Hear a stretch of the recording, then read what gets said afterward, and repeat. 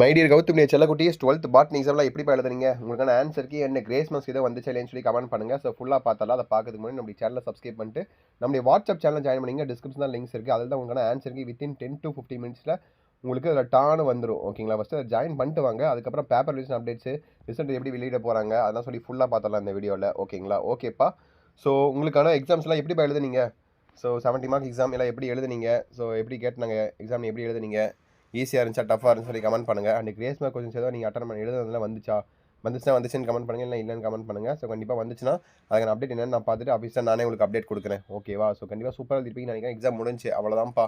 ஒரு வழியாக exam முடிச்சிட்டிங்க. 12th லைஃபாக முடிச்சிட்டிங்கன்னு நினைக்கிறேன். சந்தோஷமாக இருப்பீங்க. பேப்பர் வெர்ஷன் எப்படி பண்ண போகிறாங்க, அதே போல் பார்த்தீங்கன்னா உங்களுக்கு ரிசல்ட் எப்படி வரப்போகுது, பேப்பர் கேஷன் ஸ்ட்ரிக்டாக இருக்குமா லிபரலாக இருக்குமா, ஸோ கட் ஆஃபில் எப்படி வரப்போகுதுன்னு சொல்லி ஏகப்பட்ட டவுட்ஸ் இருக்கும். எல்லா சந்தேகங்களுக்கும் அடுத்தடுத்து நம்ம சேனல் உங்களுக்கு தொடர்ந்து வீடியோ வந்துகிட்டே இருக்கும். Don't worry about it. Paper ரிவிஷனாக இருக்கட்டும், ரிசல்ட் அப்டேட்டாக இருக்கட்டும், நம்ம சேனல் மட்டும் தான் கடைசி 4 வருஷமாக கொடுத்துட்ருக்கோம். தொடர்ந்து தாறுமாறாக கொடுத்துட்ருக்கோம். அதே மாதிரி பார்த்தீங்கன்னா இந்த வருஷமும் கொடுப்போம். Don't worry about it. உங்களுக்கான ஆன்சர் கீ வாட்ஸ்அப் சேனல் வந்து போய் செக் பண்ணிக்கலாம். அதுக்கு முன்னாடி எக்ஸாம் எப்படி எழுதுனீங்க? ஈஸியாக டஃபாக இல்லை மாடரேட்டா கொஸ்டின் பேப்பர்? ஸோ கமெண்ட் பண்ணுங்கள் பார்க்கலாம்.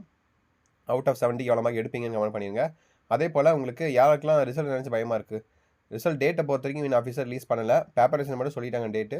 ஸோ ஏப்ரல் 8 ஸ்டார்ட் பண்ணி ஏப்ரல் 21 வரையும் சொல்லியிருக்காங்க. ஸோ பேப்பர் ரிசல்ட் அந்த டைமில் முடிச்சிடுவாங்க. இந்த நேரம் பார்த்தீங்கன்னா ஒரு 11 நாள் தான் இருக்குது. அந்த 11 நாட்களையும் பார்த்தீங்கன்னா உங்களுக்கு லீவில் 2-3 நாள் போயிடும்.